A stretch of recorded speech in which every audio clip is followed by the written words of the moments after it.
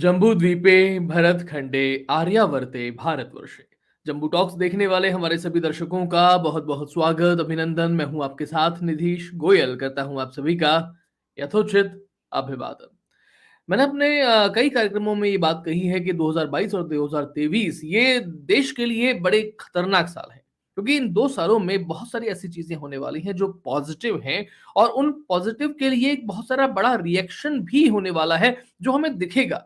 कभी सड़कों पर दिखेगा, कभी न्यायालयों में दिखेगा, कभी देश की सरहदों पर दिखेगा, लेकिन ये नज़र आने वाला है। कैसे नज़र आएगा? इस बात की थोड़ी-सी बारीकी आपको आज के कार्यक्रम में मैं जानने को दूँगा।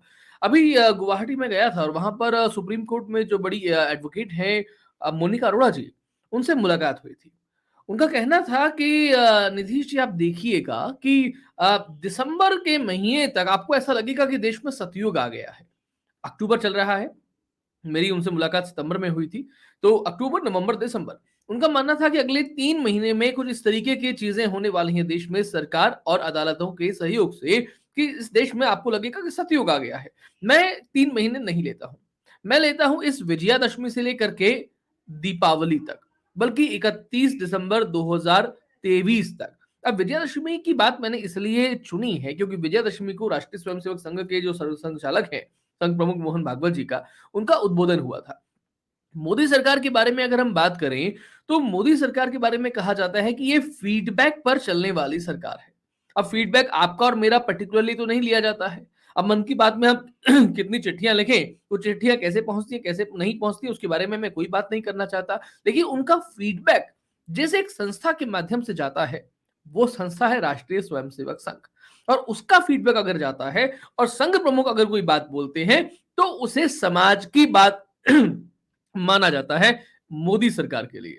यहां इस बार उन्होंने एक बड़ी बात जो कही है वो जनसंख्या नीति के लिए कही है। शायद सरकार को इस बात की उनसे प्रतीक्षा थी, और जनता को भी संघ से ये अपेक्षा और प्रतीक्षा थी कि वो इस पर कोई स्टैंड लें और अपनी बात जो है वो कहें। संघ प्रमुख ने कहा है कि देश में पांथिक जनसंख्या असंतुलन जो है वो ठीक बात नहीं है, ये बहुत गड़बड़ कर सकता है। अब गड़बड़ कैसे कर सकता है? 1947 में जब देश का विभाजन हुआ, उस समय देश में अगर मुस्लिम आबादी की बात करें तो कुल जमा 24% थी। 24% मुस्लिम आबादी पर देश का विभाजन हो गया। 2011 के अगर हम सेंसस की बात करें, तो मुस्लिम आबादी 15% के आसपास बताई जाती है।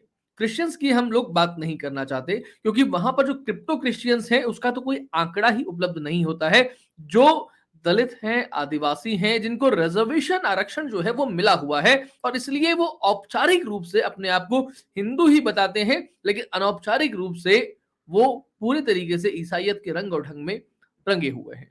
एक मोटे अनुमान की बात करें तो देश में हर साल 8 लाख हिंदू मुसलमान बन जाते हैं। घुसपैठ की बात अलग की जा सकती है। यहाँ इसीलिए ये इंपॉर्टेंट हो जाता है कि जो लोग ये प्रोपेगेंडा चलाते हैं, नैरेटिव चलाते हैं कि अगले 1000 वर्षों में भी भारत में मुस्लिम आबादी हिंदू जनसंख्या के मुकाबले बड़ी नहीं हो सकती, वो उनकी जन्म दर जो है और आपकी जन्म दर कितनी है, कितनी नहीं है, मिसमैच है, कैसा नहीं है, मैं आपको बताता चलूं कि केवल जन्म दर को इसलिए ही उपयुक्त नहीं ठहराया जा सकता। इसके साथ-साथ में घुसपैठ की बात भी होगी, धर्म परिवर्तन की बात भी होगी।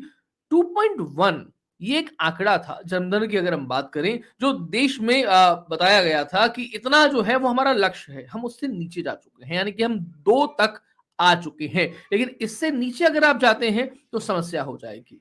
पूरे विश्व भर की अगर हम बात करें तो बहुत खुशहाल गैर इस्लामिक देशों को हमने इस्लामिक देश होते हुए पिछले 75 वर्षों में देखा है। मैंने आपसे पहले भी कहा कि 24% मुस्लिम आबादी थी, तो देश का विभाजन हो गया था। आज अगर हम देखें तो उनके हिसाब से भी बात करें तो देश में मुस्लिम आबादी 20% से अधिक है। ये सामने वाले लोग भी, मुस्लिम स्कॉलर्स भी ये बात कहते हैं और ये बताते हैं कि जो औपचारिक आंकड़े हो रहे हैं, आ रहे हैं, उनमें और अनौपचारिक में बड़ा अंतर है। लेकिन जब सड़क पर कोई लड़ाई होती है, जिस तरीके से डायरेक्ट एक्शन हुआ था, उस समय औपचारिक आंकड़े काम नहीं आते हैं, अनौपचारिक ही चीजें काम में आती हैं। इसे हमें ठीक से समझना चाहिए।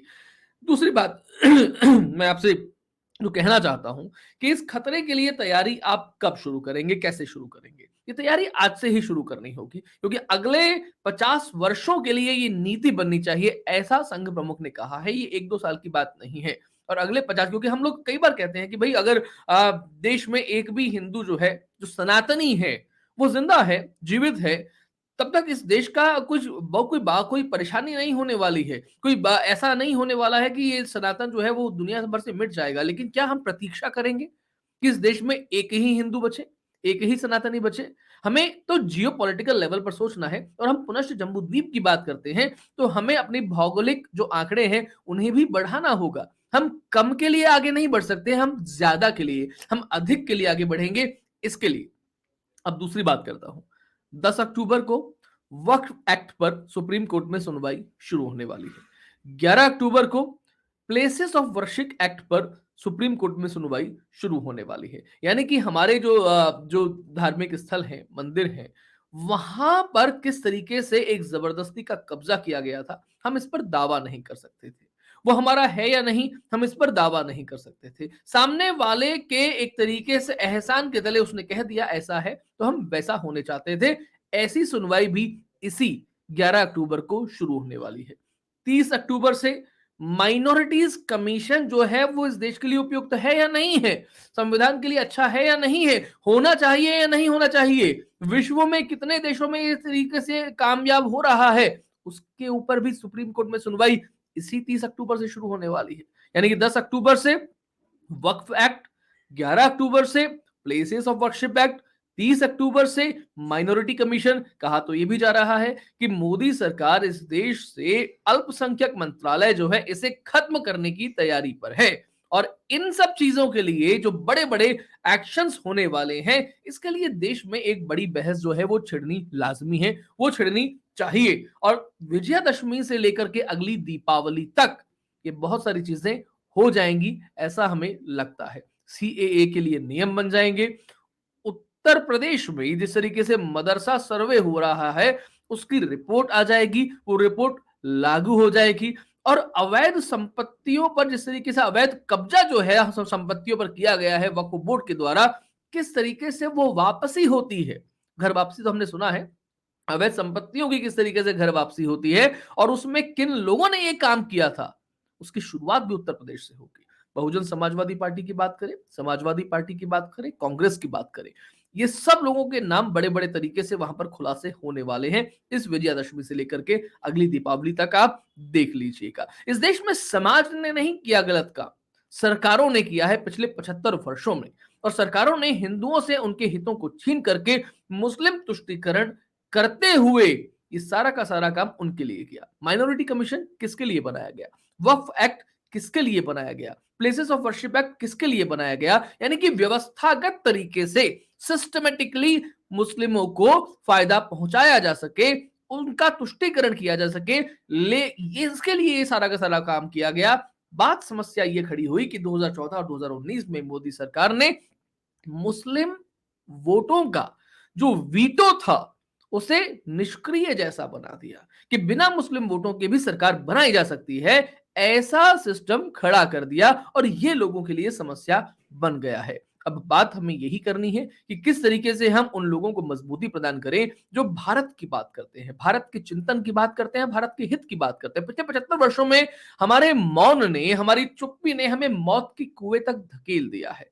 बात हमें यह करनी है कि अब देश के विरोधियों को देश विरोधी कहना हमें शुरू करना होगा, क्योंकि अगर हमने ये नहीं कहा तो हमारे लिए अगले 50 वर्षों में स्थिति क्या होने वाली है हम नहीं सोच सकते, हम नहीं जान सकते। ये बात हमारी आगे आने वाली पीढ़ियों के लिए हमारे तरफ से हमारे कृतत्वों से होने वाली है, ऐसा हमें समझना होगा। तो आज के कार्यक्रम में जो मैं बात कहना चाहता था, क्योंकि अगले संसद के जो 4 सत्र होने वाले हैं, विजयादशमी से लेकर दीपावली तक मैंने बात कही है, लेकिन अगर हम 31 दिसंबर तक बात करें तो वहां पर भी एक सत्र पूरा हो जाएगा, शीतकालीन सत्र।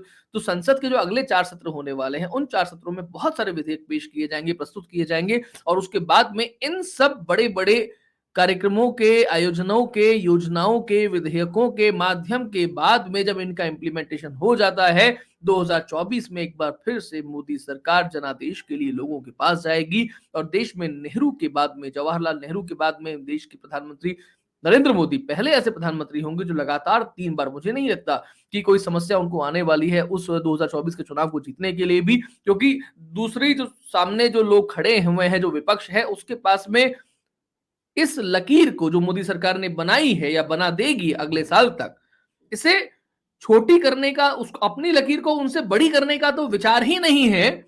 उस लकीर को जो मोदी सरकार बना रही है, उसे छोटी करने का भी उनके पास में कोई विजन नहीं है, कोई योजना नहीं है। तो इसलिए मैंने कहा आपसे कि देश विरोधियों को देश विरोधी कहना शुरू करिए। ब्लंट तरीके से, स्पष्टता के साथ में बोलना शुरू करिए। मोनिका अरोड़ा जी ने कहा था कि अगले 3 महीनों में, दिसंबर तक देश में सतयुग आ जाएगा। हम नहीं जानते दिसंबर तक आएगा नहीं आएगा, लेकिन अगले दिसंबर तक बहुत सारी चीजें देश में हो जाएंगी। आंतरिक सुरक्षा के लिए जो कदम उठाए गए हैं, मैं आपको यहाँ पर ये भी बताता चलूं कि पिछले 3 वर्षों में जम्मू कश्मीर में पत्थरबाजी का कैलेंडर जारी नहीं हुआ है, जो पहले जारी हुआ करता था। अलगाववादी तंत्र को किस तरीके से ध्वंस किया गया है, कभी जम्मू कश्मीर जाएं या जम्मू कश्मीर का कोई बाशिंदा मिले तो उससे मिलकर के जानने का प्रयास कीजिएगा। आंतरिक सुरक्षा के लिए आज तक इस तरीके से, जिस तरीके से पीएफआई पर एक्शन लिए गए हैं, ऐसा एक्शन पिछले 75 वर्षों में कभी नहीं लिया गया। आंतरिक सुरक्षा पर जिस तरीके का एक्शन पीएफआई पर अब लिया गया है, जो देश के लिए बहुत खतरनाक काम जो है वो कर रही थी। इसलिए मैं कहता हूं कि 2022 और 2023 ये बहुत महत्वपूर्ण वर्ष हैं इस देश के लिए। हमें थोड़ा सा अपना ध्यान रखना होगा, अपनों का ध्यान रखना होगा, इस देश का, इसके मिट्टी का ध्यान रखना होगा। आज के कार्यक्रम में इतना ही। हमारा कार्यक्रम कैसा लगा आपको? अपनी टिप्पणियों के माध्यम से हमें जरूर बताइएगा। वीडियो को लाइक करें, चैनल को सब्सक्राइब करें, शेयर करें और हमें सहयोग प्रदान कर हमारी भुजाओं को सशक्त बनाएं। नमस्ते, जय हिंद, जय भारत, वंदे मातरम।